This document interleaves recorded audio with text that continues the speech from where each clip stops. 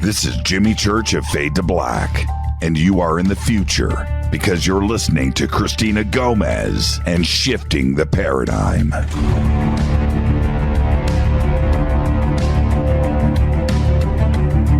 Howdy, folks. This is Lou Elizondo, and you are listening to my very good friend Cristina Gomez on Shifting the Paradigm.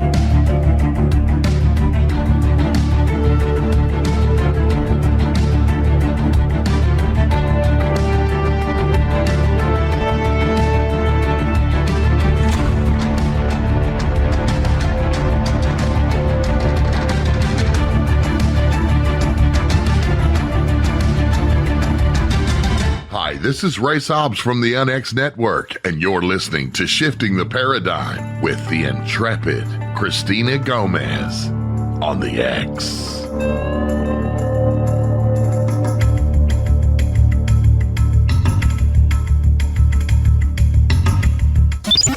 You're listening to the KUNX Network, KUNX DB, Kansas City, Missouri.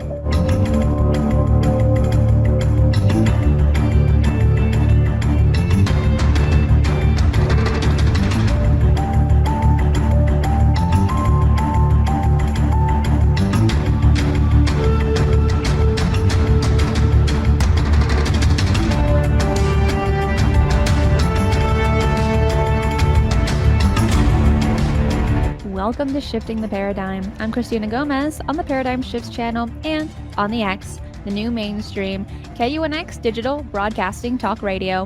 Are you ready for this? Because we are about to embark on an hour and a half of UFO shenanigans and paranormal adventures.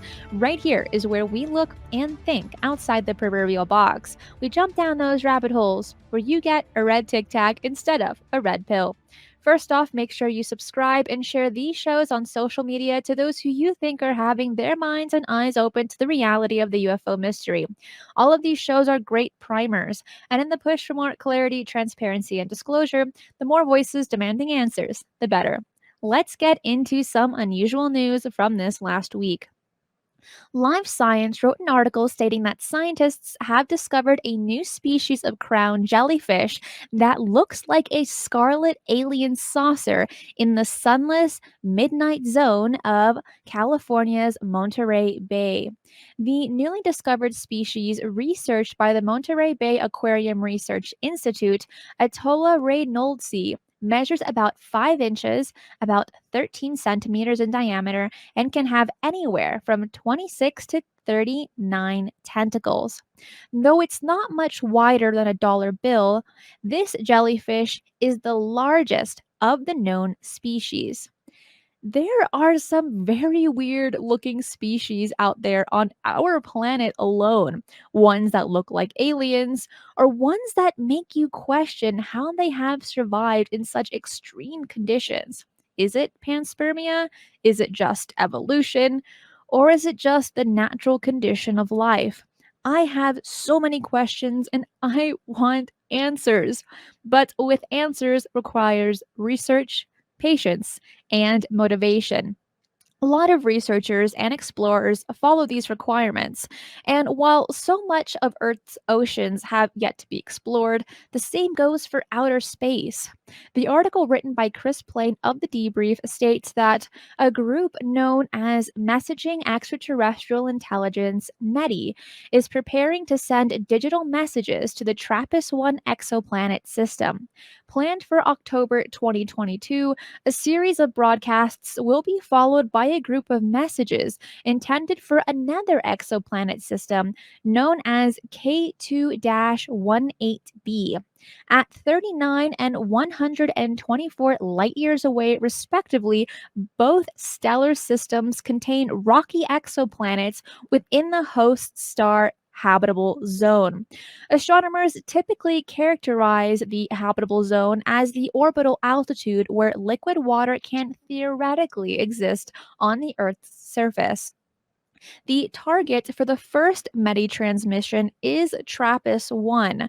Approximately 39 light-years away, the TRAPPIST-1 system is home to at least 7 exoplanets 3 of which may be rocky exoplanets housed within the star's habitable zone. Using the Goonhilly Satellite Earth Station in Cornwall, UK, the planners behind the METI project say they will execute the first of 2 powerful radio broadcasts across 4 different phases of the same frequency on October 4th of this year. The first phased broadcast will open with a series of distinct bursts to identify it as an artificial signal to anyone who might be listening. Next, the powerful signal will lay out basic counting methods before transmitting a copy of the periodic table.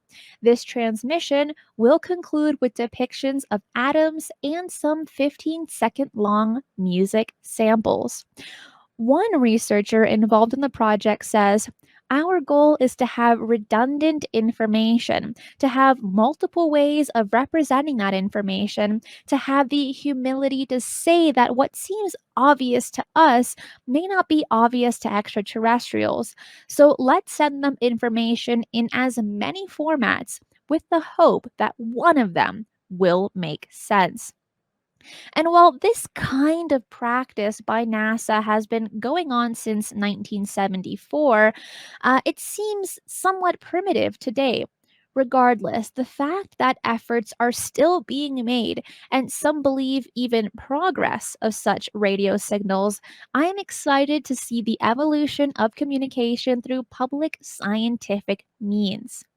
In other news, it's almost summertime, so you know what that means, right? We will soon see images captured by the James Webb Space Telescope. While I do have some issues that it will take 6 months since its launch to receive photos, I'm still looking forward to the images it will capture. You know, there's a lot going on, and not much of which is being talked about when it comes to METI and SETI and other programs. But in time, we will talk about the work and progress of science being involved in attempting to communicate with extraterrestrials. With the news out of the way, let me talk about my guest.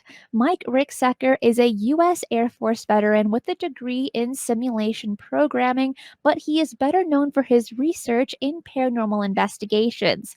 Mike is the author of the Amazon best-selling A Walk in the Shadows, A Complete Guide to Shadow People, 8 historic paranormal books, and Alaska's Mysterious Triangle.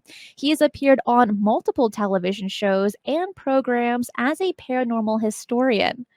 Mike, thank you for joining us on Shifting the Paradigm. How are you today? I'm doing really well. Thank you so much for having me, Christina. I really appreciate it. Well, thank you for being here.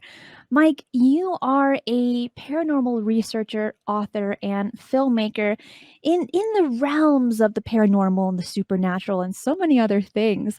How did you get an interest in the paranormal? Did you have your own experience, or were you just always exposed to the topic growing up, or something else entirely?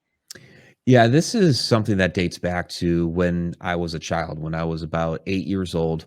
Woke up in the middle of the night one night, and there was this tall, dark figure standing in the corner of my bedroom. Now, I've come to learn that over the years that this was what we call a shadow person. But at that age, being 8 years old, I had no idea that that's what it was. That it was a shadow person or shadow entity, whatever you want to call it. I just thought there was an intruder in the house and, it was about to kill me because that's what you think at about 8 years old. Somebody broke into the house and here it is in my bedroom. But, I'm still alive to tell the tale, which is great. But it did get physical with me. It did do something very unusual. It approached my bed, leaned over. I'm trying to scream. My mouth is open. Nothing's coming out. Just terrified to death. And it leans over, and I'm staring up into this just blank face. There's no eyes, no nose, no mouth, nothing. And it grabbed me by the wrists, crossed my arms across my body like that, and then it ran off down the hall. I finally found my voice, found my legs, ran off screaming to my parents' bedroom. And, they're trying to console me, calm me down, trying to tell me I just had a bad dream. But this was something that I had been awake for. I knew I hadn't had a dream. That was my first experience that kind of set me up. I had another experience with a shadow entity when I was 13. Different house. We were moving into a new house. This one was a little bit different. It was more translucent. It never physically interacted with me. It would just show up in like the doorway to my bedroom, and I'd turn and look at it and would take off running. But when I was about 15 years old, my friend David and I were at my other friend Lori's house, and we're just being teenagers, shooting the breeze, talking teen drama, that sort of stuff. We're at Lori's house, and all of a sudden she says, "I think my house is haunted." And David and I are really interested. We're like, "Oh, wow, okay, this is going to be a cool story." And she lived in an older house downtown of the small town that we lived in. She starts telling us about things that are going on in the house, some different hauntings. There's an old family cemetery in the backyard, but her main concern was that in her bedroom upstairs, anytime she would tack something up on this one wall, it would always fall down. She's trying to put posters and things like that up there, but it'd be like an hour, a day, a week later, whatever, and it would always fall down off the wall. So David and I are going to go investigate. We're going to go check it out. So we go upstairs, and we're taking a look at the bedroom, taking a look at the wall. She's telling us some more stories. And David, I didn't know this about him at the time, but he was a very sensitive type of guy. So he put his hand flat on the wall, and all of a sudden he turned this bright red, started sweating profusely. And I'm looking at David like, "Oh my gosh, what's going on with my friend? I'd never seen anything like this before." So he starts going wall to wall in the house to try to find any other quote unquote hot spots. And it was in that moment, I'm kind of looking at David, looking at the wall, just kind of soaking up everything that's going on. And I was just absolutely fascinated. And I knew that this was something I was going to be involved with some way, shape, or form for the rest of my life. I just didn't understand it back then what that was going to be, but that's the moment I knew.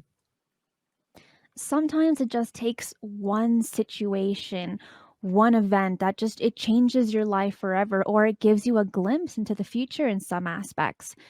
Going back to the story of your childhood experience, so were you experiencing sleep paralysis? And looking back on the experience with the information that you have today, how would you explain the situation? Yeah, actually, I did not have sleep paralysis in that particular moment. That's something I get asked a lot about, is sleep paralysis, especially in my work on shadow entities. And my book, A Walk in the Shadows, actually has an entire section devoted to this because it's very concerning. It's very alarming. I've had sleep paralysis in other cases, in other moments. In fact, the reverse way of the way people usually experience, people usually wake up and they have the paralysis. I've actually had the paralysis in another way, where I was, at work, sitting at a desk, and my body was so wiped out and exhausted that it went to sleep on me, but my mind was still awake, which was very frightening for, a couple of reasons. One, I was at work, and the other reason was, how in the world do I get out of this? But in that moment as a child, I did not have the paralysis. My mouth was able to open up, my arms, cross. I was able to turn my head to watch this go down the hall. But that is, definitely a very disconcerting part of this. Looking back on that situation, over the years, I tried to make some sense of it. What was it that interacted with me? Was it trying to harm me? That sort of thing. I had some people give suggestions over the years that, maybe this thing thought that I was actually dead and was putting me in some sort of burial pose, like, ancient Egypt with the crook and flail. And that was an interesting idea. And I kind of went into that a little bit in my book. But last year, it was almost a year ago now, where I went through a hypnosis session with Ariana Corsino is her name. She's a certified hypnotherapist, went through the Dolores Cannon School. And while I was we went back, we did past life regression, some other things, but we went back and looked at that particular moment when I was in bed because I wanted some answers. And I got an interesting glimpse of the scene from the perspective of the shadow entity. I'm actually looking down on my, little 8-year-old self, which was, very bizarre. And I got a feeling, in a sense, that the entity was not trying to scare me. I didn't even realize that I could see it until, I started reacting. And so Ariana, as the hypnotherapist, started asking some questions to the entity, because it seemed like we were, kind of channeling this being. And so what we ended up discerning was that, one, it didn't realize it could see me until that moment, was not trying to hurt me or harm me. When it crossed my arms like that, it was actually trying to comfort me, like give me a little self hug, kind of patted me on the wrist there before it ran off. And then when she asked, where are you from? It answered, I'm from another space. The follow up to that was, do you mean another dimension? And the response was, well, you may call it another dimension, but really it's another space, which is really kind of, fascinating. So what really was this thing? We think of shadow people as some sort of, paranormal entities. Some people think they're demonic. There's some of them may be ETs. I think that a kind of quote unquote true shadow person is an interdimensional being.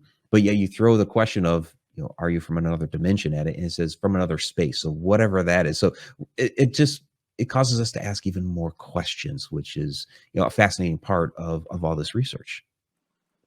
So at the end of that session, my next question would be, how did that make you feel? Did you feel like what happened to you when you were 8 was kind of resolved, like you had answers?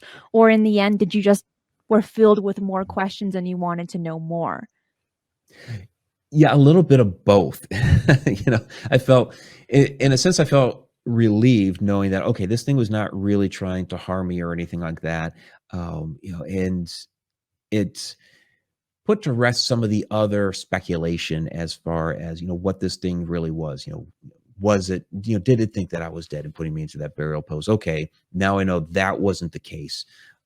It was there to research humanity is what it was doing. It was trying to research humans, and just coming under the understanding that it was just trying to watch and observe and not do anything harmful to me. That was good. That made me feel a lot better. But then, yes, it did cause me to ask a bunch more questions of, okay, this thing is interdimensional from another space. What does that look like? What is this other dimension or space? Where is it really from? Can we get access to that? Maybe kind of do the reverse. Can we go explore, its world or domain? So it opens a lot more questions. When it comes to anything in this field, the paranormal, the supernatural, even the UFO phenomena, the more questions you ask, the more questions you do have. No matter how many answers you get. Yeah. And while on the topic of shadow people, that was the very first show I did for Mysteries with a History. And while doing the research for that show, I came across the entity of the Hat Man. What do you know about this type of shadow person? Because it seems like by some people's stories, it's kind of like the chief, or in some respects, a lot of people that see shadow people describe it as having a hat and maybe sometimes even red eyes. From your research, what did you find? Yeah, there are a lot of different types of shadow entities. The Hat Man is one of them. He may have glowing eyes, red or even other different colors. So you have humanoid figure, Hat Man, hooded figure, mist, wisps, crawlers. So a lot of different forms. With the Hat Man in particular, most stories are a bit hair raising. They're mostly negative, so it seems to be a little bit more of a nefarious character. Now, that does not mean all shadow entities are dark and evil in nature. I believe they're like people. Some are evil, some are good, and there's actually some benevolent stories with shadow entities, but most are just watching and observing. With the Hat Man, however, he's one of those that will come into the room, strikes fear into a person, and seems to feed off of that fear like some sort of energy vampire. Most of the stories that I've accumulated over the years, this seems to be more of the case. There are a handful of times in which the Hat Man may just be more of the observing type. Walk into a room, stand, stare, and that's it. But most cases, he's up to no good. And there are times in which he will walk in and have other shadow entities flanking him, sometimes with or without the hats. Now, there is an interesting story by Albert K. Bender from the 1950s. He was part of the founded the International Flying Saucer Bureau. headed this up for a year. It went international like almost immediately, which is, a pretty good accomplishment for 1952.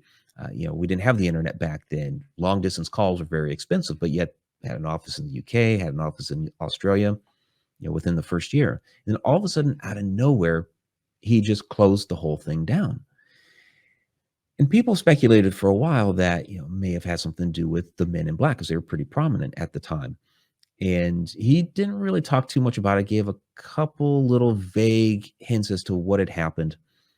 Gray Barker published a book in the mid-1950s, included Albert K. Bender in that, again, speculating about the Men in Black. In the early 1960s, Bender finally, came back with his own book and did admit in this book, yes, it was the Men in Black, but let me tell you the story. And in this story, what happened was he had come home one night, walked into his bedroom, and all of a sudden these three dark, shadowy, hat-wearing entities walked through his the wall in his room, basically manifested through the wall. They had the glowing eyes. They smelled like sulfur. So you hear this story. I mean, as somebody with a paranormal background, I was like, okay, these are shadow entities. These are the Hat Men, three of them. Albert K. Bender, in his book, when he's telling the story, he said that these were actually extraterrestrials. These were ETs, and trying to warn him off of his research because they were there trying to harvest resources down in Antarctica for several years, and he wasn't allowed to talk about it until they had left the planet. Other people hear the story and they believe it's a Man in Black story. So it's almost kind of like from the different, whatever lens you're looking at it through, then that's going to be your perspective. So in that case there, these hat-wearing shadow entities could have been extraterrestrial. So it's a fascinating topic. It definitely is. When I was doing my research for it, looking into shadow people, I was honestly blown away, and also the amount of people that have had these types of encounters. Now, tell me about your docuseries called Shadow Dimensions. What answers were you looking for in the series, and what did you find while filming? Yeah, the Shadow Dimensions, a six-part docuseries. It's running free on Tubi TV right now, so please go ahead and watch that. A couple other locations like FilmZ and a couple of others that aren't as well known.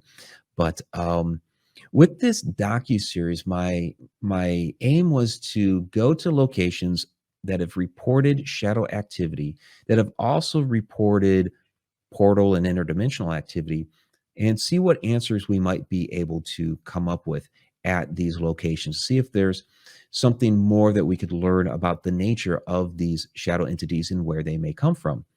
Now, with the Shadow Dimension, the timing of the filming of that was during COVID. So it got delayed for a while. Came back in the fall 2020 to finally do some filming, get to some locations. So we really only got to two locations. That was what's known as the Conjuring House in Harrisville, Rhode Island, the house that the first Conjuring movie is based off of, and Mineral Springs Hotel out in Alton, Illinois. And through this research, I interviewed a lot of great people, like esoteric researcher Johnny Enoch, demonologist Carl Johnson, Mary Marshall, who's a psychic medium, and paranormal investigator Mark Anthony, who's a very well-known psychic medium, and getting their insights on shadow entities as we are going through these different locations, doing investigations, finding out more, interviewing people that live or work at these places, and trying to really discern, okay, what exactly are we dealing with here? We have season 2 that is due to be out toward the end of this season. So we're going to get some more answers with this. We're going to be including footage from Egypt in that one, getting back to the root of where these shadow entities come from, because they do have a very ancient history involved with them as well. Can you go into detail on that? Like, why are you going to Egypt specifically for that kind of information? Yeah, absolutely. Egypt is one of those cultures that talked about shadow entities in their past. You can actually trace this all the way back to ancient Sumer, where they had a demon, they called it an udug, known as Alu. This was a binding demon, so you incorporated the sleep paralysis element, but it didn't have the face, didn't have the eyes, the nose, and mouth like we with shadow entities today. Also didn't have any limbs, which is kind of unusual. And it would hover over people at night, and they would experience a sleep paralysis.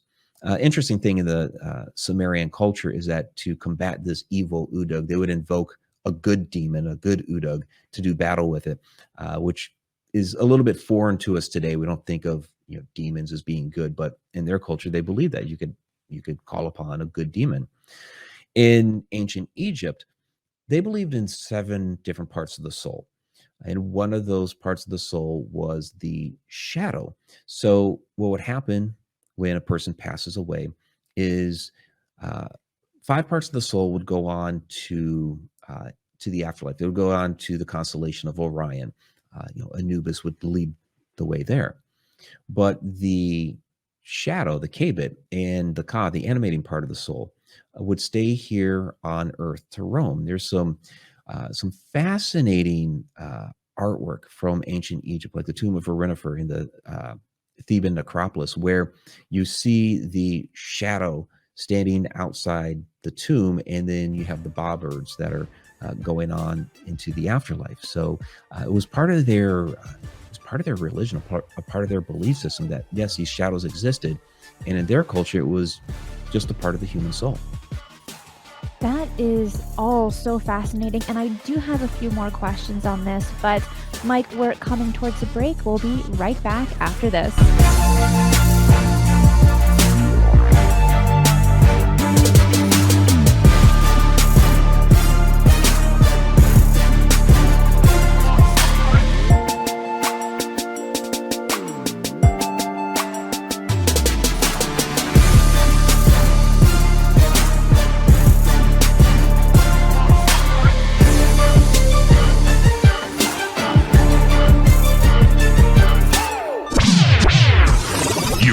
Million gigawatt paranormal powerhouse, KUNX DB, the X.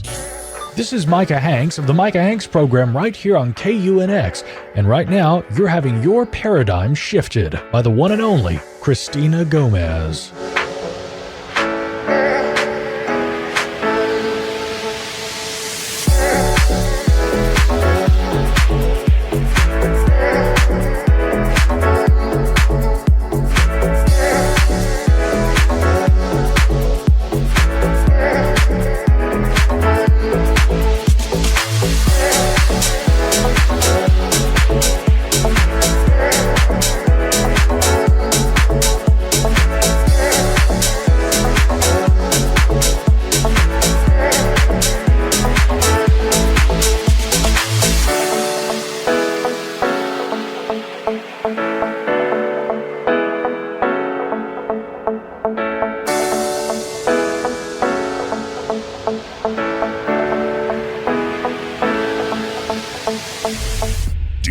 Interest in the paranormal? Then you'll love the UNXNetwork.com.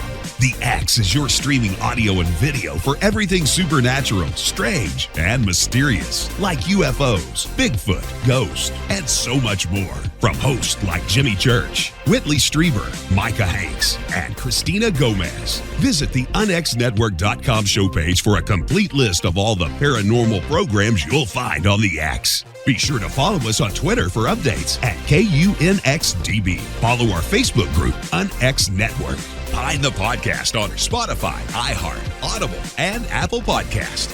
It's time. It's new. It's the X. Hi.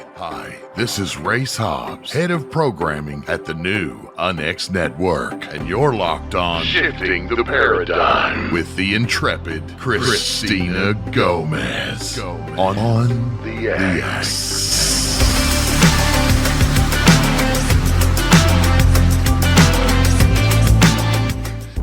Are you intrigued by Paranormal Talk Radio? You'll love the new Paranormal Radio app from Talkstream Live.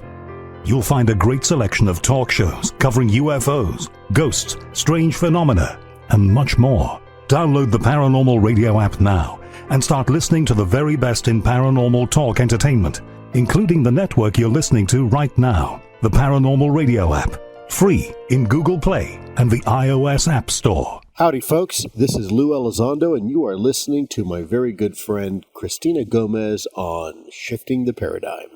So, you love talk radio? Then you'll love TalkstreamLive.com. TalkStream Live is always on, 24/7, with the best streaming talk shows. Find your favorite talkers and discover some new ones. It's free, readily available online or on mobile with any smartphone or tablet. Finding your favorite talk shows all in one place has gotten a whole lot easier. Just go to TalkstreamLive.com. Be sure to download the free apps from Google Play or the iTunes App Store.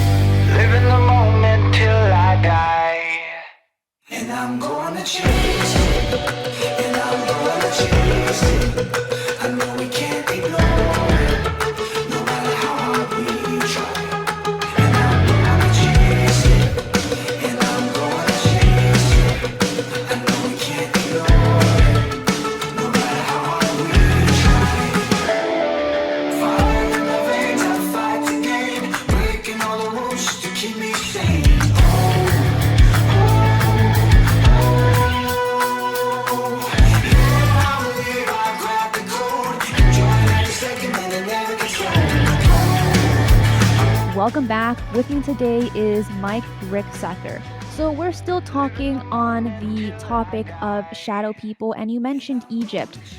What kind of came to mind from my side is thinking about the jinn, right, which is pretty prevalent in the Quran for the people that follow the Islamic faith.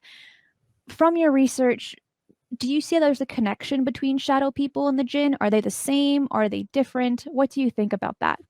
Well, they're definitely related. You see a lot of what's fascinating about shadow entities is that you see them mentioned throughout all these different cultures throughout all time, thousands of years, in cultures that may not have actually been connected. So we see similar descriptions in Brazil, between Fiji, the Middle East. They're going to call them a different name. They're going to have some legend and lore behind it, but it's essentially all the same type of entity. And we see in some of those Islamic or Arabic countries that they had the entity known as the jinn, and these jinn take on a lot of these same type of properties as our traditional shadow entities. The jinn, however, kind of throw a bit of trickster nature into their legended lore as well. So sometimes they seem good, sometimes they seem to be up to no good, and they just are. It's fascinating because some of them seem sinister. After they've already done some really good things for somebody, so they'll like turn on someone. They also have an ability to kind of teleport and move from one place to another very, very quickly. So there's this idea that they are also interdimensional beings, that they come and go in and out of our dimension and can just pop up at will at different locations. So so they're definitely related.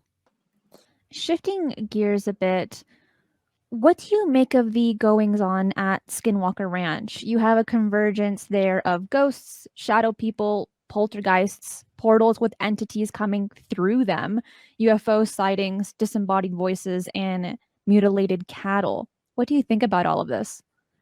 There's a lot of interesting activity going on at Skinwalker Ranch, and it's one of those locations on the planet that have a lot of has a lot of interesting electromagnetic activity involved with it. So we see that like the Bermuda Triangle, Alaska Triangle, those type of areas in the world. People like to point to Sedona as being another one of those very energetic spots, and Skinwalker has a lot of that going on too. And as that energy is welling up from from the Earth's magnetic core and starts creating what we call a vortex. It'll interact with different materials within the ground, different metals, minerals, if there's water around. And there are some locations on Earth where when that magnetic energy hits those minerals, it creates this different phenomenon.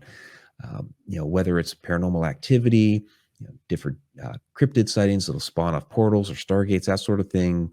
UFOs seem to be very attracted to it. And there's a lot of speculation as to why. Is it because of those different portals that may get spawned, or are they kind of refueling or recharging, from that energy that's there?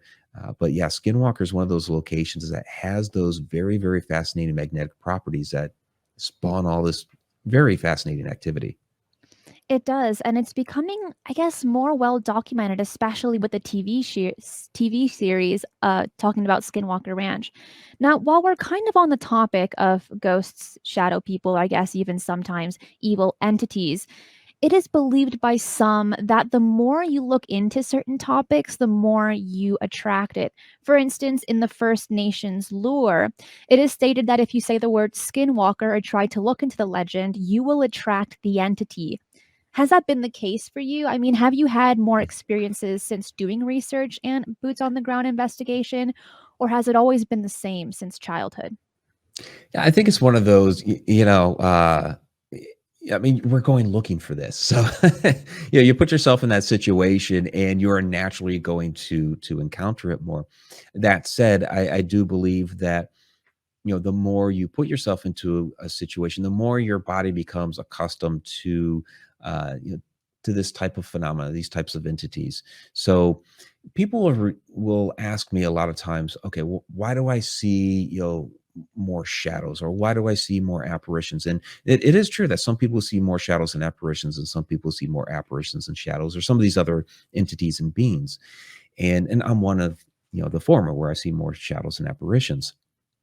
And I believe that's because, we each have our bodies have their own personal resonance, their own personal frequency and vibration. Now, the human body has a certain range in which it will resonate at, but everybody's a little bit different.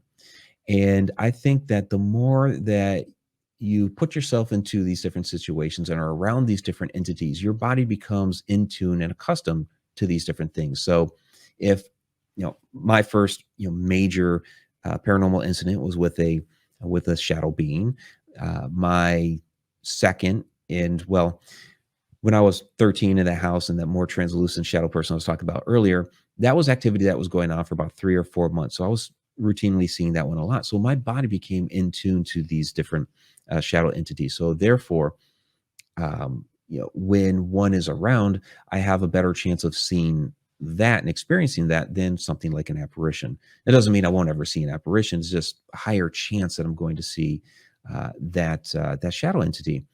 Great example is a few years back, we were running a paranormal investigation, Mineral Springs Hotel.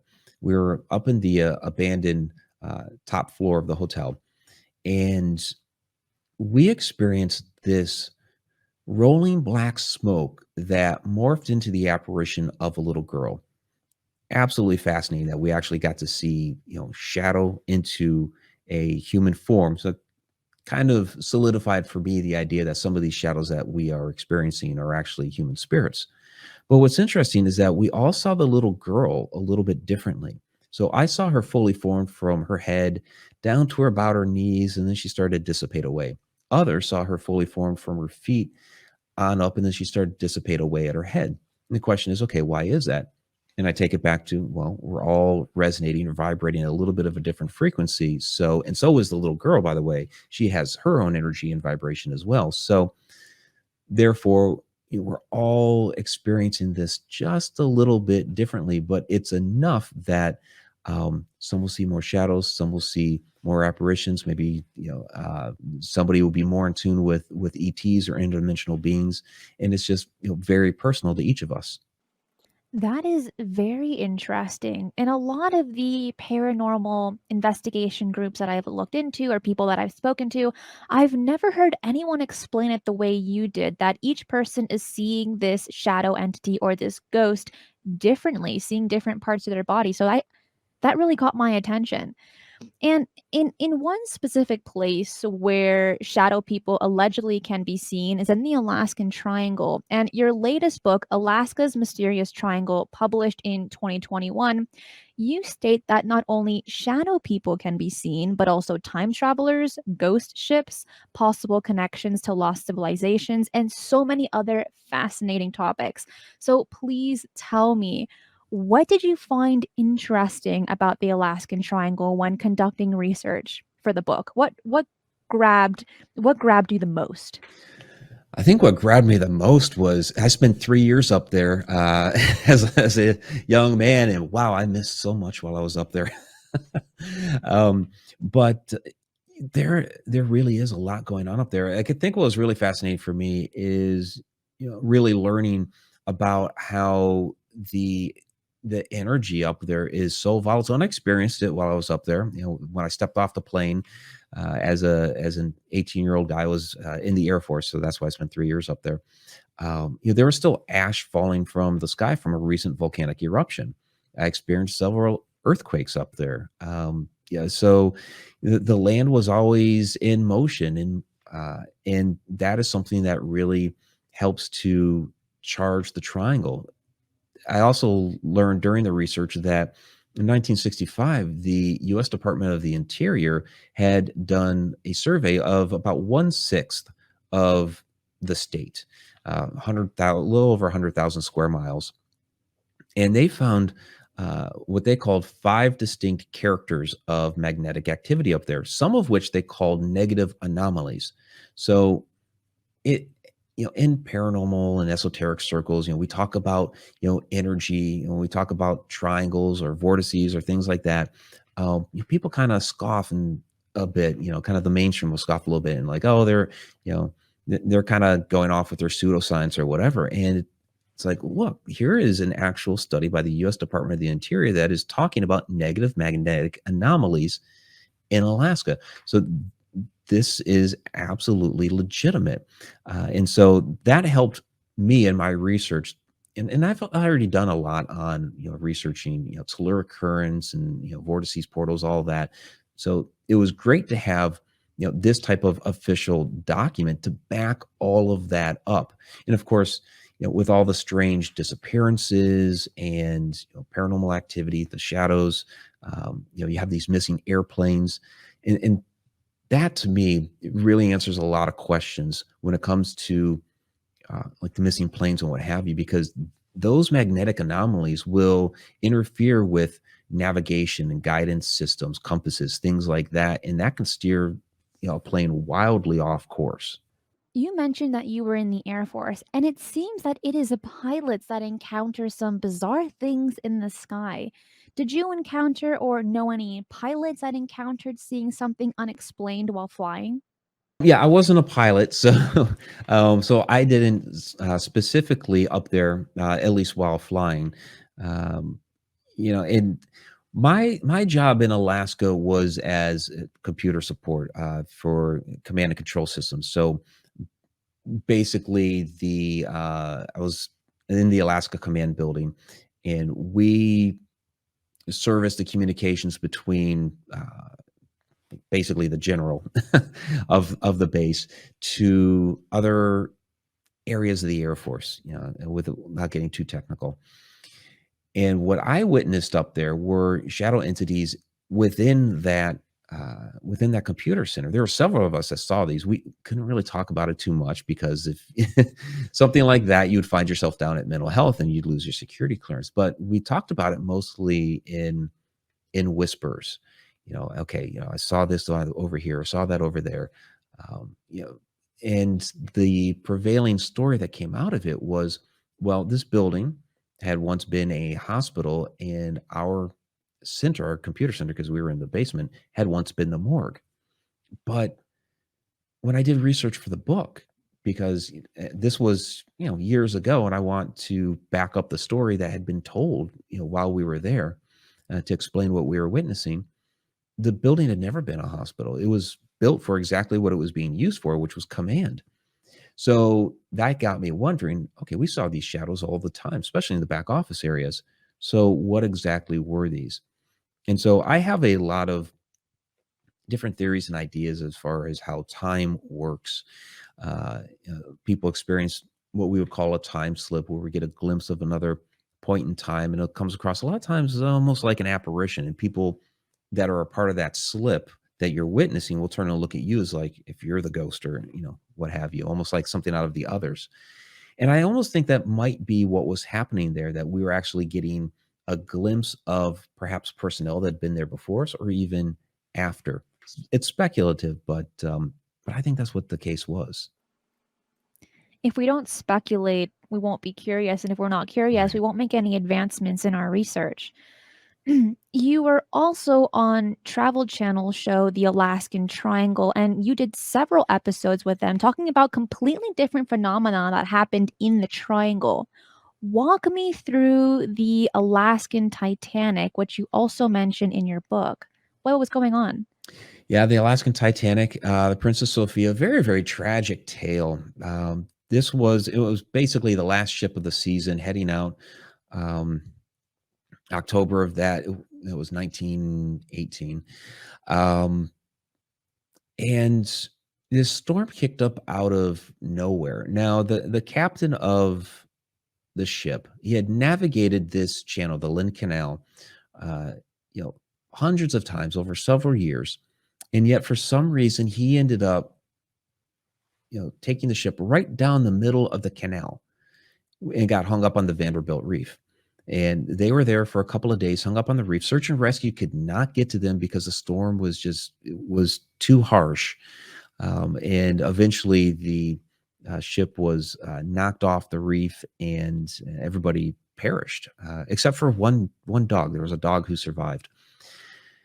But the big question became, okay, why in the world was he navigating the ship right down the middle of the canal when he knew better? He had taken this voyage so many times. He could have done it, like the back of his hand. And so that's where many people believe that it could have been the magnetic properties of the Alaska Triangle interfering with the navigation equipment, because in that type of storm, you can't see anything. So you're going to have to go by your equipment. And if the magnetism is interfering with those instruments, then it is going to steer you off course. So unfortunately, several hundred people perished, most likely due to the Alaska Triangle. And were there ghosts appearing in that location? I mean, why specifically was it covered in your book? Yeah, so the specifically to explain the magnetism, but also when they recovered the bodies, they took them to Juneau, which was the closest city in the area. And what ended up happening was, they didn't have room at the mortuary there, so many of the businesses in the town offered up their basements to store the bodies. These are people that had to be identified, and the thing that unfortunately killed most of them was not drowning in the water, or hypothermia. It was actually the oil from the boat that had spilled out everywhere, and they actually suffocated from it. So they would bring the bodies into the basements. They're cleaning them off to identify, okay, who's who. And many of those businesses now are very, very haunted. So, like there's one particular drugstore there in town that repeatedly, people go into the basement and they will see the apparitions of the passengers walking in the basements. Some of them still, screaming and things like that. So very tragic. Let's go a little deeper into that. When you're dealing with ghosts, it seems like there's kind of different categories. You have ghosts living in a loop, living in that most tragic moment. You have ghosts that are able to interact with humans in this realm at this point in time. And it seems that you have ones that are just oblivious to the location, but still interacting with objects in the environment. So this is kind of a more open-ended question, but looking back at the Alaskan Titanic, Do you think maybe that these entities, it's just kind of like an imprint, like these entities are living in a loop, but maybe it's not really their consciousness that's there, but just kind of like a stamp, a point in time? Or what would be a possible explanation for that case specifically? Yeah, you're talking more of a residual haunt, which is most likely the case with some of these, because it seems like many of them are, reliving that trauma. Which, if it's an intelligent haunt and interactive, you're not really going to get that, repeated playback. So these are kind of, this is a good word, imprint of of this tragedy that followed them to their energy, followed them from the site of the accident to the location of where their bodies were stored, and that's where the energy decided to stay. We have a what we call stone tape theory, in which the energy would will become entrapped within the walls or what have you, the construction of a building. We don't exactly know what the catalyst is, but something will kick off that playback, and you'll get to see a moment in time, rehashed. You'll get to actually watch it play out, but you can't interact with that apparition or ghost because it's just a playback. You're watching some sort of translucent video. So the idea with what happened here with the Alaska Titanic is that when the bodies were brought there was something, I don't know if it had anything to do with the fact it was cold water or what have you, but something released the energy once they got into those buildings at those locations, and somehow maybe became embedded in the walls or floor or whatever. And that's where the energy got stored, and something kicks off that playback. Again, we're not really sure what the catalyst is. Otherwise, we can make that happen on demand at any of these haunted locations.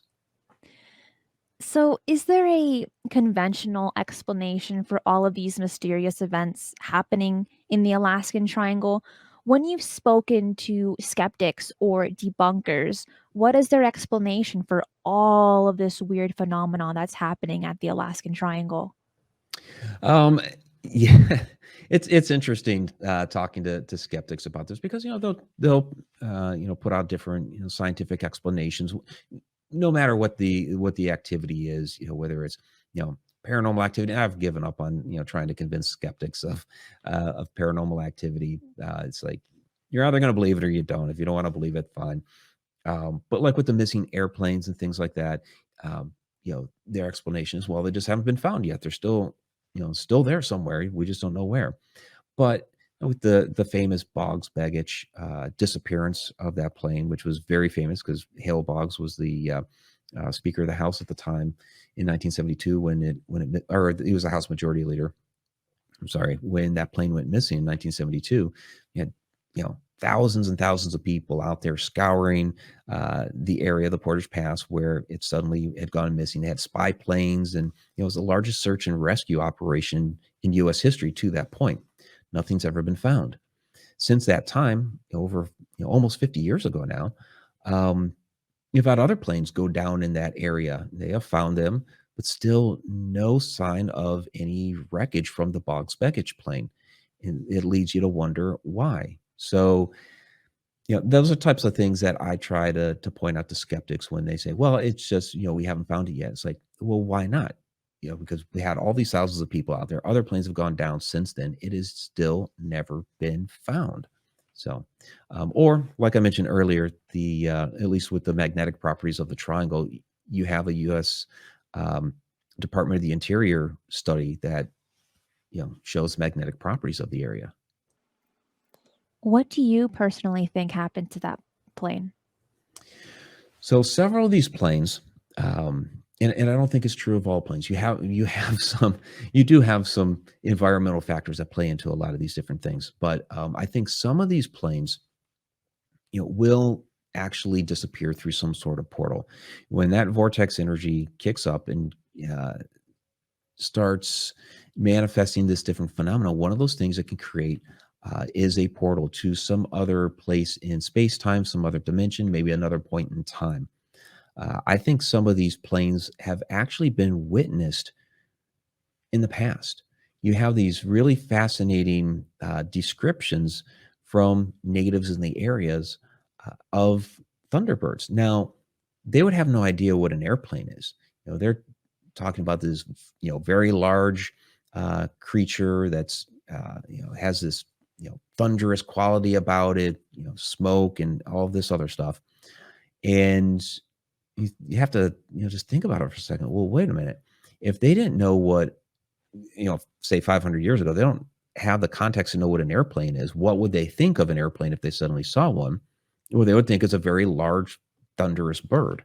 And so I think that's what's happening in some of these cases, is that some of these planes have disappeared into our distant past, and we're actually getting glimpses of them through the legend and lore of the natives. That's very interesting. In many respects, people would consider it to be aliens, but from your explanation, it sounds like you're talking more about time travelers. Is that correct? Yeah, I think there's a lot more going on with time travel than we really give ourselves credit for. Now, we don't have a DeLorean and a flux capacitor to send us back in time, but I think we have these strange magnetic anomalies that occur, that we either get a glimpse of a past event and something that we can actually interact with a little bit. And I think sometimes that it's strong enough that it can create this portal and we're able to actually go through it, and something from the other side could come here as well.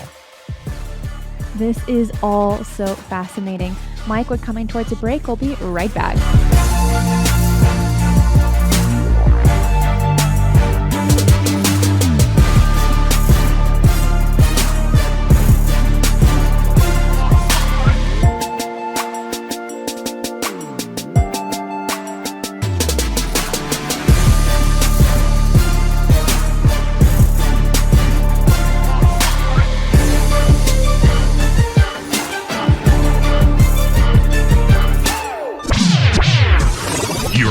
Million gigawatt paranormal powerhouse, KUNX DB, the X. This is Jimmy Church of Fade to Black, and you are in the future because you're listening to Cristina Gomez and Shifting the Paradigm.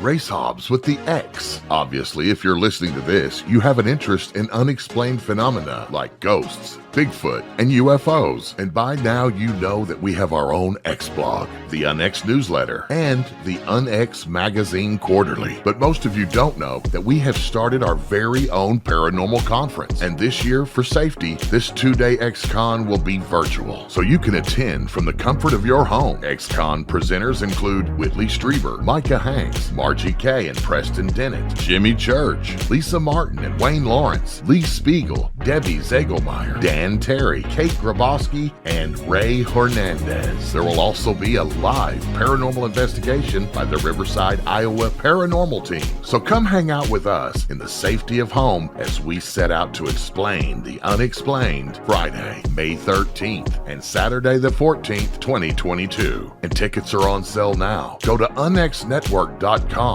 That's unxnetwork.com.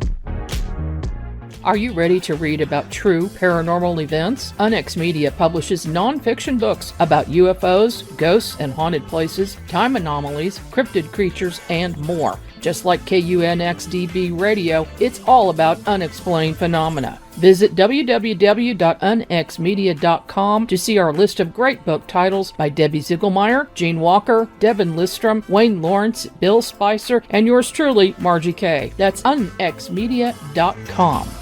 Gold loves chaos, uncertainty, and disarray. History shows us what gold does when people aren't sure about the government, the stock market, their jobs, or their retirement savings. Our national debt is skyrocketing. Gold and other precious metals are a defense measure against inflation and a stock market that might take years to recover. So what can you do right now to protect yourself? Call United Gold Group. We offer gold and other precious metals delivered securely within 72 hours. Are you worried about about the stock market? We can also help you set up a real gold or silver IRA or a 401k. Safe and secure. United Gold Group makes gold ownership affordable. Call now and get up to $2,500 in free gold or silver with a qualified IRA. Call 800-753-8534. That's 800-753-8534 or visit UnitedGoldGroup.com.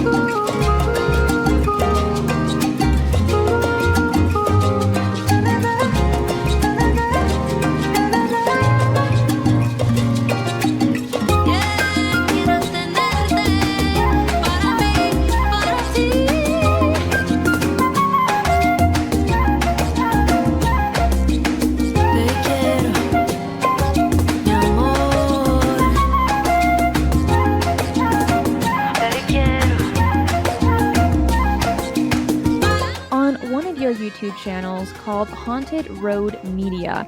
You did a clip of ghost stories of presidents, and I recently did a show on near-death experiences on the afterlife on Mysteries with a History, and we briefly spoke about Abraham Lincoln having seances in the White House while he was president.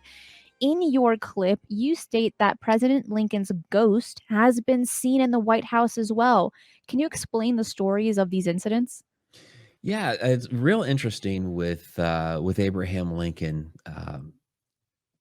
Mary Todd Lincoln, his wife, was very much into the spiritualism movement. So while our president was very careful as to what he did and didn't say at that time, because there were critics of his wife, that kind of thought she was up to no good or summoning the devil and these different things. But she did conduct these seances. She was very welcome to it, and he would attend these things. And so it's a very fascinating part of our presidential history. And yeah, he is reportedly been sighted there at the White House as well. So being in this field, dealing with the paranormal, I guess in the sense dealing with the dead, death must be something that you think about at the very least every once in a while. So in your opinion, what do you think happens when we die? We do not become worm food. I mean, our bodies do, but our souls, our spirits go on elsewhere. Yeah, it's so. I mean, I believe in reincarnation. I believe that we come back around. That we're here to learn something, and we take that with us. I also believe that while we're here, not only are we learning something, but I believe that we should be passing on knowledge that we've acquired to the next generation. Humanity has this vicious cycle of forgetting our past and reliving the same mistakes over and over again. So I think that we should be learning things here, passing it on to the next generation. And in the meantime, our soul is also learning something. We go on to a world that I call it the quote unquote home world. We're up there interacting with our loved ones for a while, or some people call it a soul family or what have you. And then we come back down here to perhaps learn something else. So death isn't something that I fear. I know a lot of people are scared to die, but I'm not exactly welcoming it either. I want to be here a nice long while and do many things, but yeah, it's another part of the journey. So what do you think that you're learning in this lifetime, looking at the bigger picture? I think I'm learning a lot about how the universe is really all aspects of it is really connected to each other. So I have my Connected Universe Portal website, which is an online learning platform. But looking at whether it's a spiritual aspect, whether it's our history, whether it's the cosmos and other planets and galaxies, everything is very intricately connected. We are one with the universe, and the universe is one with us. And I think that's really what I'm learning here now. Even, you take, maybe a historic building, somehow, some way, that historic building, the things that happened within that building are connected to me, or connected to you, or connected to the planet and the rest of the solar system. In some ways you could almost say it's like the butterfly effect, that, one little thing that happens here, those ripples will expand out and affect so many other things. And it's really true. One little speck of dust in the cosmos will have that effect throughout, all time. While we're still on the conversation about the afterlife, one of the first books you wrote was The Ghosts of Maryland. This is where you followed the footsteps of John Wilkes Booth, the man that assassinated Abraham Lincoln. What were the encounters people had with John Booth? Yeah, John Wilkes Booth, a fascinating person, character, tragic history. And he may have even survived all of that and lived out another life in the West. So with John Wilkes Booth, I lived in Maryland for several years and really kind of walked that path with him. Even so much so that when I worked for a year in downtown Washington, D.C., and the Surratt boarding house where the conspiracy against President Abraham Lincoln was concocted, it's a restaurant now. It's a Chinese restaurant called Walk and Roll, and we would go down there and have lunch at Walk and Roll, which was the Surratt boarding house. And it's, just a few blocks away from Ford's Theater. And so you can really just walk the path. My most fascinating moments, though, was at the Samuel Mudd House. And that's in just kind of outside of Waldorf, Maryland, out in the country. And this was a location that after he had fled, from Ford's Theater, they stopped at the Surratt House in Clinton, got some supplies. Surratt House is also very haunted, and went to go visit Dr. Mudd, middle of the night. Booth had broken his leg and it needed tending to. Now, he and his co-conspirator, David Harold, were supposed to have been in disguise. Mudd brought them in the house, went to tend the leg, took care of them. They were out of there the next day. Unfortunately, Dr. Mudd got convicted for the conspiracy for tending to Booth's leg. But what was interesting at that house is when I wanted to feature that in the book, and I wanted to get some information, I'd gone there, took some photos, interviewed the docents there. But for some reason, somehow, some way, I lost all my photos from that house from when I went to go visit. So I had to go back. And the day that I had shown up there was a day that the house was closed. So I was really disappointed because it was about an hour and a half from where I lived. But I figured, okay, I'll take some photos here from the street, take some outside photos. But as luck would have it, one of the docents drove up, parked right next to me. I explained to him my dilemma. Hey, I lost all my photos. And he told me, well, I was about to open the house for a private viewing. I'll let you walk around while I'm opening up the house and you can take your photos. Okay, great. So we're going through the house. He's telling me some more history as I'm taking photos. And I started asking him, okay, do you have anything, really like unusual that you've experienced here? Because I already heard some of the different ghost stories from some of the others. And what he told me was, as we're walking up the stairs to the second floor, he told me that, well, the room that John Wilkes Booth had slept in, the bed, many days when we walk up there in the mornings, there will be an impression in the bed as if somebody had slept in the bed. And, we want everything to look nice for the public, so we'll fix it up. But it's really annoying that this happens a lot. So we're walking into the room as he's talking about this. He's going to open up the shades. I look down at the bed. Sure enough, there's an impression as if somebody slept in the bed. And I tell him, you mean an impression like this? And it was funny because all of a sudden he got really upset. And he's like, that's what I'm talking about. We have to fix it up. We have to do this and that. He goes over to try to fix the bed. I'm like, whoa, wait a minute. can I get a photo of that first? And so I have apparently a more rare type of a photo of this impression in the bed because of the fact that they try to make everything look really pristine in the house. But I was there, luckily, one morning to actually get that photo of this reported haunting there. So, what's your opinion on some types of entities being able to interact with the environment and some that simply can't? Is that an energy thing that they need to collect a lot of energy to do that? Is it something else entirely? I mean, from the years you've been doing this, how come some ghosts are able to interact with the environment and some cannot?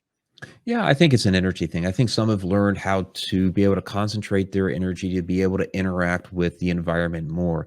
I think some don't quite understand how to do that, and maybe they get upset sometime, and all of a sudden it just comes out like a burst of energy, and they'll accidentally knock something off a mantle, or maybe they go to tap somebody on the shoulder, don't understand how their energy is working, and it turns out to be more like a push, or they accidentally scratch somebody. So I do believe it's more of an energy type of a situation. And a good example is actually the movie Ghost with Patrick Swayze, where he has to learn how to concentrate his energy to be able to move objects. And at first, he really doesn't know how to do that. That is, even though it's a fictional tale, and there's a lot of things about that movie that are not accurate. I believe that is one aspect of it that is quite accurate when it comes to these spirits. As a paranormal investigator, what is your favorite piece of equipment to use when trying to capture voices or visuals of ghosts? Well, first of all, I believe that the best tool that you have with you on an investigation is your own body. Trust your senses. You have eyes, ears. You have a sixth sense about you. There are, you can feel energy walking into a room, and I don't just mean kind of like the third eye, spidey sense sort of thing, which I believe is absolutely legitimate as well. But there's a toroidal field of energy that surrounds you that extends out several feet, so you can feel when other energy starts to come into that field. It's why somebody walks into a room, we may not hear them, but we can actually feel them walk into a room. So trust your senses, trust your instincts when you go into a location. I use a digital audio recorder on paranormal investigations. And I have a variety of different cameras. One thing I will say is that I don't like to use a flash when I'm taking still photos, or a big light that'll drown things out. I don't really use infrared light so much anymore. I haven't really picked up a lot with it, so I kind of stick to flashlight, camera, audio recorder, and a notepad. Take some notes. A little earlier, you mentioned that while you were part of the Air Force, you were a computer programmer. So, what are your thoughts on apps on the phone that state they can be like spirit boxes, stating that they're able to capture EVPs? What do you think about those apps? My personal opinion is I really don't like them. I know there are a lot of people out there that swear by them, and it's in the paranormal community, it's not a popular opinion because people who use them, they're getting responses, and they believe that they are intelligent responses to the questions they're asking. But being a programmer by trade and knowing how to create programs like that, it's very, very easy to manipulate.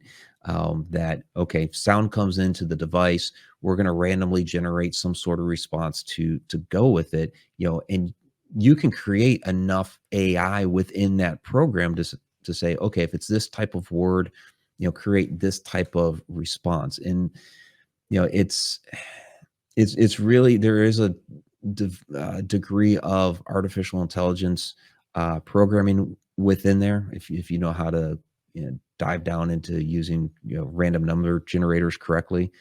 And I'm not even that great of a programmer. I mean, most of my IT career is in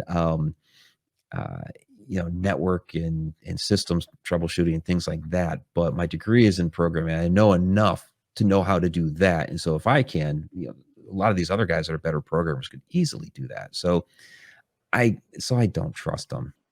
So at the end of the day, don't download these EVP apps on your phone, but instead just kind of get a handheld recorder.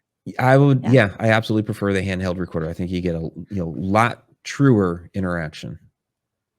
Shifting gears a bit, tell me about your podcast, Edge of the Rabbit Hole, and Connecting the Universe on KUNX. What are these shows about? What do you cover? Yeah, absolutely. So Edge of the Rabbit Hole just ended its run a couple of weeks ago. Ran that for over 6 years, and kind of like this, we'd interview somebody on a variety of different topics, and it was a fun run. I just have too many projects and other things going on right now, so something had to give. But you can go out to the YouTube channel, Edge of the Rabbit Hole. All the old episodes are out there, or Haunted Road Media YouTube channel also has like some much older episodes out there. So we're still going to on occasion do what we're calling like a little pop-up show. So every once in a great while, we'll bring somebody on and just be like, hey, we want to talk about this topic. Or I'm also a book publisher, so when somebody publishes a book with me, we'll come on and highlight their work. Then there's Connecting the Universe, which is still running on KUNX, and also that is it's on Wednesday nights. It's a weekly class live stream where it's interactive. We have a video presentation, slideshow, all that stuff that goes along with the presentation. Ask your questions. We run that at connecteduniverseportal.com. So along with all of the other classes and great content, articles and things like that are out there, you also have this weekly interactive class. So we port that out to audio on for a podcast, iHeartRadio, Spotify, all that, and then also KUNX on Friday nights. So that's Connecting the Universe, and that's basically me taking a topic, whether it's time travel. We just did one on triangle areas of the world. We might do stargates, and I'll present the topic, videos, and people ask their questions. So yeah, it's a good time. Talk to me about triangle areas around the world. What did you find, and how many are there from your research? There are a lot. So there are some major ones. Bermuda Triangle that everybody's familiar with. Of course, the Alaska Triangle, which we've already been discussing. You have Bridgewater Triangle, Massachusetts. There's the Lake Michigan Triangle, Dragon Triangle, which is that one has been has a lot of interesting legend and lore that goes back to ancient times. So around the 1000 BC area. There are a lot of Chinese legends and fables that talked about dragons under the sea, and this is why ships going out into the area would meet with an ill fate. One of the more fascinating stories from the Dragon Triangles as well, 13th century Kublai Khan, who was the grandson of Genghis Khan, he twice launched these military expeditions to Japan, invasion forces, and both times that they sailed through the Dragon Triangle area, these typhoons would kick up and obliterated the entire fleet both times, which is wild. Then also, I think the Dragon Triangle is the one that really fascinates me when it comes. I mean, there's a lot of crazy things that happen in Bermuda, but as far as like the waterborne triangles, in the 1940s, 1950s, there were a lot of shipping boats, military vessels that were going missing in this triangle area. And so the Chinese government actually launched an investigative expedition into the Dragon Triangle. They had the boat was Kaiyomaru number 5. They had 9 scientists on board along with the 22 crew members. And a couple hours into the expedition out into the Dragon Triangle, they lost contact. They have no idea what happened until a little while later, remnants of the boat, just debris, starts finding its way into other parts of the ocean. They have no idea what happened to it. That was the investigative ship. So the Chinese government actually declared that part of the Dragon Triangle was dangerous for marine voyage. So you have these fascinating stories out of these triangle areas like that. And sticking to the Dragon Triangle, were there any other types of sightings, maybe other types of cryptids, maybe other than dragons? I mean, would dragons be classified as a cryptid or just as a myth? I mean, kind of hard to say. It could be a myth, could be maybe it's a misinterpreted dinosaur. We kind of don't know. You had other paranormal activity reported in the area. So in the 1800s, there were these sightings of this ghostly woman upon the water. She was in a boat shaped like a censer. And then if she passed by your boat, that's when you would sink. So, and that's what people were thinking in the 1940s and 50s when these boats were going out there and, disappearing, that they thought it was this, legendary ghostly woman from the 1800s. She had, reared her ugly head and was, causing these things to happen yet again. So you have a lot of interesting legends that come out of this area.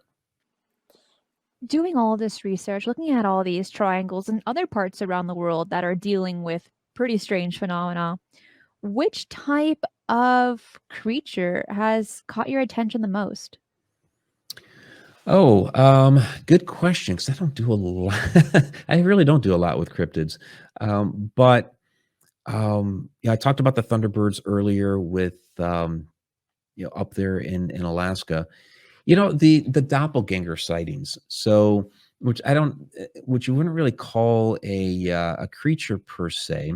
The skinwalkers are fascinating. The Wendigos, those have been coming up a lot lately. But people talk about the evil twins and doppelgangers, and I actually think that they're another form of time slip, that we're getting a glimpse of ourselves at another point in time. And you see these historic or read these historic accounts from like the famous poet Goethe, where he was traveling to this city one day along this road, and he saw this strange man in a gray suit walking down the other side of the road, who suddenly disappeared. And years later, he's walking down the same road in the opposite direction. He's he realizes he's wearing the gray suit, and realizes, wait a minute, I actually saw myself. So it's a doppelganger story, but it's actually more of a time slip.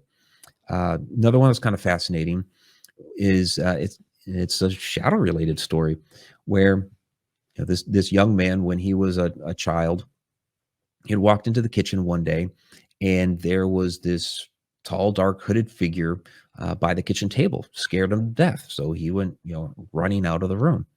Years later, he's standing by the kitchen table. He's wearing a hoodie. He peers off over toward the doorway, and he sees this short shadow person the size of a child that goes running off. And he realizes then that, wait a minute, I actually saw myself. So again, it's another type of a doppelganger story. It's actually related to shadows, but it's some sort of time slip phenomenon. You see these eyebrows? I'm just like, wow, that's really interesting.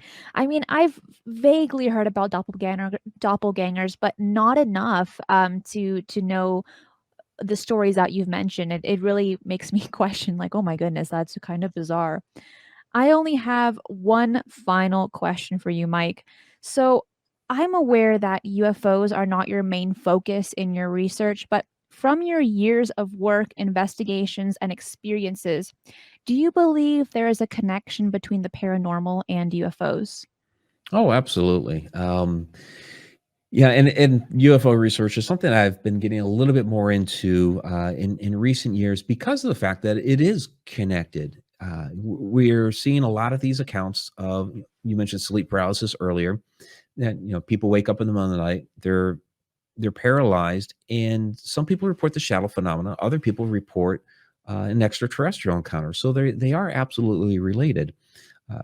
One of the fascinating things about the Alaska Triangle, as we go into some of these different reports, in 1950 there was a Douglas Skymaster that went missing, 42 personnel that just vanished into thin air. Well, a couple of days beforehand, there was a very significant UFO sighting in around the Kodiak, Alaska area that the Navy was involved with quite heavily. And then a couple of days after that plane went missing, there were UFO sightings around Elmendorf Air Force Base. So you see some sort of connection in a lot of these disappearance encounters with UFOs or ET activity. So there's definitely a connection between all of this. It seems that the more people that I speak to, the more that people are talking about the connections between the paranormal and UFOs. This has all been so fascinating, Mike, but we've come to the end of the show. where can people go online to stay up to date with your research? Yeah, you can go to MikeRicksecker.com. That's my personal website. You can also go to ConnectedUniversePortal.com. That's the learning platform, but I also have a lot of blog articles and things like that out there. And please, by all means, check out the Shadow Dimension docuseries. You can go to ShadowDimension.com to get all the information about that and where it streams. Thank you so much. Thank you, Christina. You're listening to the UNX Network, KUNX DB, Kansas City, Missouri. I hope you enjoyed today's show. Mike Ricksecker brought a lot of interesting ideas and stories to the table and kept me on the edge of my seat. For my Patreon community, they do get an extra show segment, and I would like to share a little glimpse with you. We're going to play a 30-second game that I've really come to enjoy playing with my guests. So how it works is I'm going to say a word, and you're going to say the very first word that comes to mind. You can't think, you can't hesitate, you're just going to say it, okay? Okay. All right, here we go. Ready. Maryland. Ugh. That's a word. All right, I'll take it. Glasses. Spectacles. Coffee. Lifeblood. I thought you were going to say black. Black coffee, the way you drink it, but... Well, that's my lifeblood, yeah. Okay. Rabbit. Hole.